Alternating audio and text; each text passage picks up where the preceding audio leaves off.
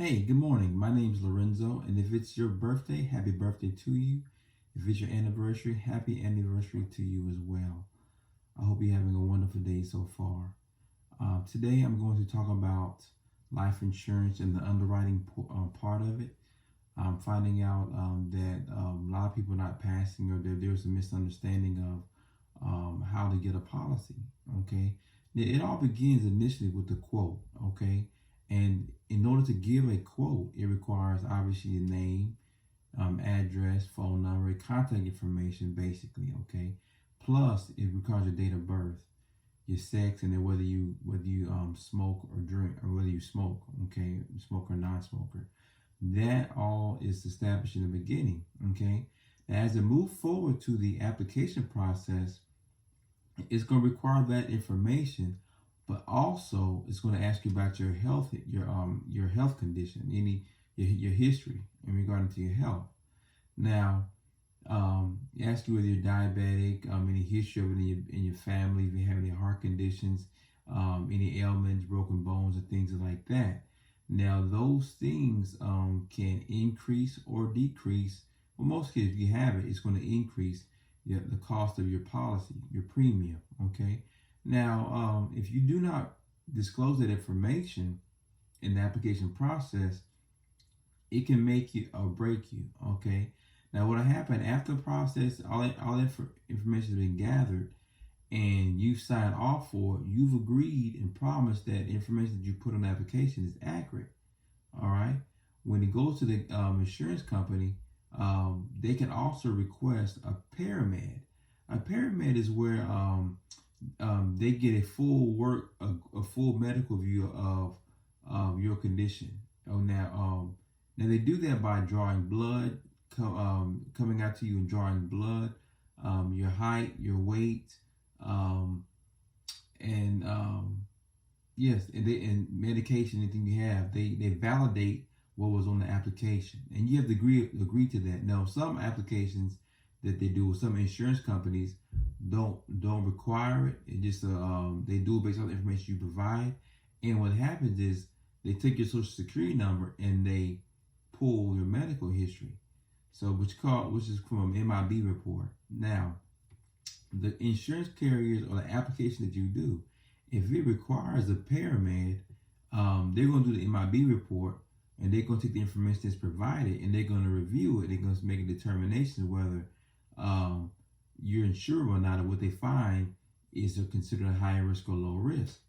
If you're low risk, obviously your insurance policy, your premium could go down tremendously.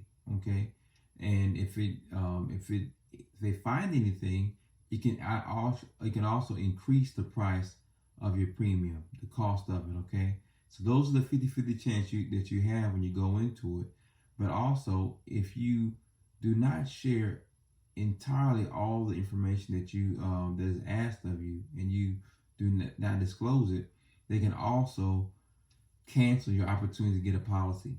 They can straight deny it.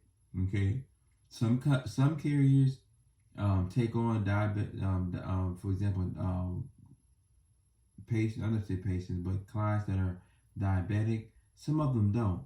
Okay, so some of them, this is why it's good to have a broad range of carriers that you're working with, because it's not that you're not insurable, but you have to go a period without having any episodes, and for that policy to cover yourself, to cover you as an individual that you're insuring. Um, so, like I said, after that, those who do not do a paramed, they usually call an MIB report. So the MIB report tracks all the history in which you went to the hospital. You know, they record it. It's recorded and it's shared. And say, so if they don't find anything, you can actually have an ailment. If they don't find anything, then you're clear. Your policy, the cost of your policy doesn't change. It remains as it is. Okay, and you go from there. At once that the underwriting has been completed, you'll be sent out a policy. The policy can go to the agent, and the agent will deliver it to you. You'll sign off for it, and you can have a physical copy in your hand. Okay, so that's the underwriting portion of it. Now, every carrier has a different degree. All right. So where one carrier can cover you, you hear about a man with so I got a policy with this company. Well, that company may have 100 policies, right? And out of that 100 policies, only 25 can be high risk, 25 can be low risk. There's a different the pool. So they can't afford to take on 70 cases that are higher risk, and 25 35 30 of them is low risk. So what happened is the insurance company will eventually pay out more than what is actually recouping in regard to the premiums. Okay, that's just a little bit of the back end of it. Okay, so just give you a heads up. So if you have any questions, feel free to let me know. Thank you for reaching out to me and looking at my YouTube page, my Instagram page, and my Facebook page. Everything y'all have asked me has been very helpful, and any questions you've had, I've been able to answer offline. I appreciate it. Please take your time to like and also share my YouTube channel with other colleagues if you don't mind. You'd be surprised with how many people do not know what is required to get a policy. Okay, so we hope you have a wonderful day. You take care and please be blessed.